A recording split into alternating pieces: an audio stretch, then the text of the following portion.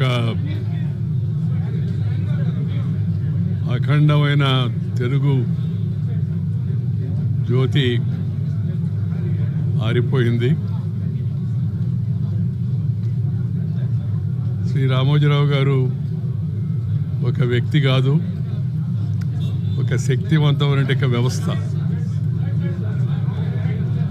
ఆయన జీవితంలో స్వయం కృషితో కష్టపడి అనేక రకాలైన రంగాల్లో విజయం సాధించి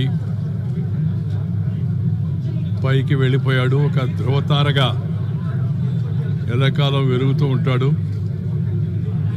ఆయన చేతలు, ఆయన రాతలు, ఆయన చేపట్టినట్టు అనేక కార్యక్రమాలు ఇవన్నీ కూడా భవిష్యత్ తరాలకు ఆదర్శంగా నిలుస్తాయని నేను భావిస్తూ ఉన్నాను. నాకు చిరకాలం నుంచే పత్రిక పెట్టినప్పటి నుంచి ఎంతో సాన్నిహితత్వంతో సంబంధం ఉండేది. అనేక విషయాలపైన ఆయనతో చర్చతో వలన నేను ఒక రకంగా చెప్పాలంటే పరిపక్వత చెందానని నేను భావిస్తూ ఉంటాను. వారు పోరాట యోధుడు, మరింత కాలం పోరాడతాడని చెప్పి నేను భావించాను. వారు ఎంతో త్వరగా ఆ పోరాటాన్ని ముగించి అనేక విజయాలు సాధించాడు. ఆయన అనుకున్న వాటిని కూడా సాధించాడు ఈ మధ్యకాలం విజయంతో పాటు. కానీ భగవంతుడు నిర్ణయాన్ని మనం ఎవరూ కూడా కాదనలేము. ఆ భగవంతుడి పిలుపును అందుకొని పైకి వెళ్ళాడు.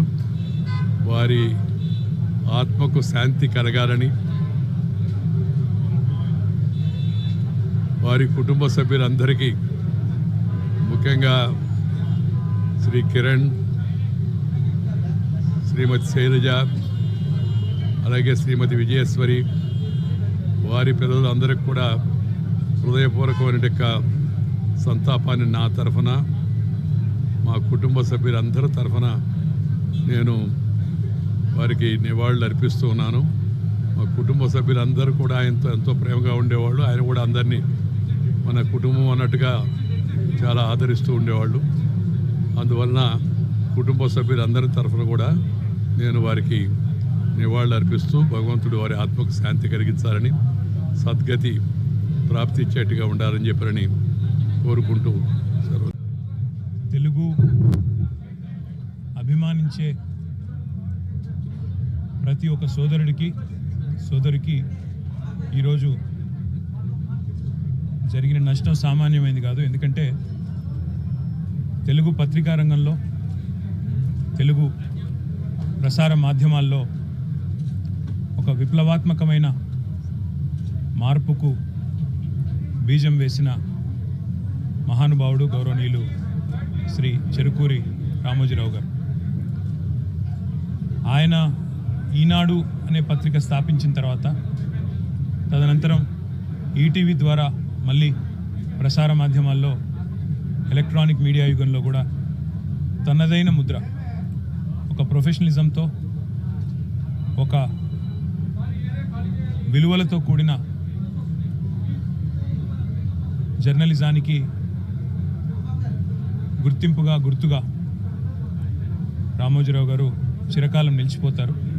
తెలుగు భాషని ఆయన అభిమానించిన విధానం, తెలుగు భాష అభివృద్ధి కోసం ఆయన తపన, అదేవిధంగా ఎల్లవేళలా రాష్ట్రం బాగుండాలి, దేశం బాగుండాలి అంటూ తనదైన శైలిలో ఎప్పుడు కలిసినా చిరునవ్వుతో భారతదేశం గురించి, అదేవిధంగా తెలుగువారు ఎక్కడున్న తెలుగువారి గురించి, తెలంగాణ గురించి, ఆంధ్రప్రదేశ్ గురించి మాతో ఎన్నో సందర్భాల్లో గొప్పగా చాలా విషయాలు, గతం గురించి, భవిష్యత్తు ఎలా ఉండాలనే దాని గురించి కూడా చాలా గొప్పగా చెప్పిన మహానుభావుడు రామోజీరావు గారు. ఎన్నో సందర్భాలలో ఇదే ఫిలిం సిటీలో వారిని కలుసుకునే అవకాశం లభించింది. చాలా సందర్భాలు గంటలు వారితో కూర్చున్నప్పుడు ఒక మొబైల్ ఎన్సైక్లోపీడియా లాగా మొదటి నుంచి భారతదేశ స్వాతంత్రానంతరం నుంచి ఈరోజు వరకు చరిత్ర ఎన్నోసార్లు ఆయన నోటి వెంపడ విన్న ఒక అదృష్టం కూడా నాకు కలిగింది. వాళ్ళ ఆయన లేని లోటు నిజంగా కూడా తెలుగు పత్రికా రంగానికే కాదు, ప్రపంచవ్యాప్తంగా ఉన్న తెలుగు వారందరికీ కూడా ఇది తీరని లోటు. ఒక యూనివర్సల్ స్టూడియో స్థాయిలో ఇవాళ రామోజీ ఫిలిం సిటీని నిర్మించాలనే సంకల్పం ఏదైతే ఉందో, విజన్ ఏదైతే ఉందో, అది నిజంగా ఒక విజనరీకి మాత్రమే సాధ్యం. ఆ విజనరీ రామోజీరావు గారు. ఆయన ఇవాళ భౌతికంగా మన మధ్య లేకపోయినా ఆయన జ్ఞాపకాలు, ఆయన ఆశయాలు, ఆయన యొక్క ఆలోచనలు తప్పకుండా భవిష్యత్తులో కూడా మనందరికీ స్ఫూర్తినిస్తూనే ఉంటాయి.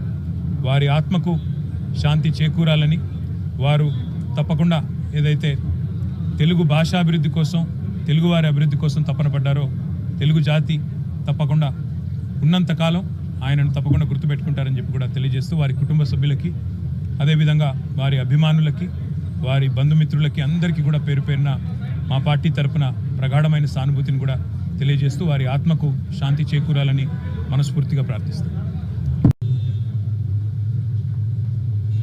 నాకు రామోజీరావు గారికి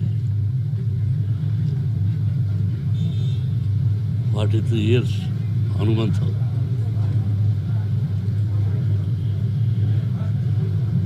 ఆయన అప్పుడప్పుడు ఫోన్ చేసి మాట్లాడేవాడిని, పర్సనల్గా వచ్చి కలిసేవాడిని. కలిసినప్పుడల్లా ఎన్నో మంచి విషయాలు చెప్పి ఎలా ఉండాలి ఈ సొసైటీ, నేను ప్రజల మనిషిని, ప్రజల కోసమే బతుకుతున్నాను, ప్రజల కష్ట సుఖాలు తెలుసుకొని నా వంతు నేను ఏం చేయగలను అని ఎప్పుడు చెప్తుండేవాడు. నేను ఎప్పుడు కలిసినా దాదాపు 2 గంటల వరకు నన్ను కదలించేవారు కదా ఆయన. రండి, నేను ఎప్పుడైనా చనిపోతే నా సమాధి ఉంది చూతురు అనేవారు. ఏమండి, నేను ప్రకటించడానికి వచ్చాను కానీ మీ సమాధి నేను ఎందుకు చూడాలి, మీరు బాగుండాలండి అంటే, ఎందుకు మీరు ధైర్యస్తులు కదా, ఎందుకు అది పిరియతనంగా ఉంటారు, రండి నేను ఎన్నోసార్లు పిలిచిన రాను సార్ అని చెప్పడం జరిగింది. ఆయన లోటు మా కుటుంబానికి కాదు, యావత్ ప్రపంచానికి తీరని లోటు. ఇది సామాన్యమైన విషయం కాదు. ఈ స్టూడియో ఒక్కరి వల్ల అయ్యే పని కాదు. ఒక్కరిది, ఓన్లీ వన్ మ్యాన్ ప్రపంచంలో చాలా గొప్ప వ్యక్తిగా పేరు సంపాదించారు. ఆయన ఎక్కడున్నా ఆయనకు మనశ్శాంతి, కుటుంబానికి మనశ్శాంతి, ఆయనకు ఆత్మశాంతి జరగాలని భగవంతుడు కోరుకుంటున్నాను. గ్రేట్ మ్యాన్, పత్రికా రంగంలో రారాజు, అలాగే స్టూడియో అధినేతగా కూడా రారాజు.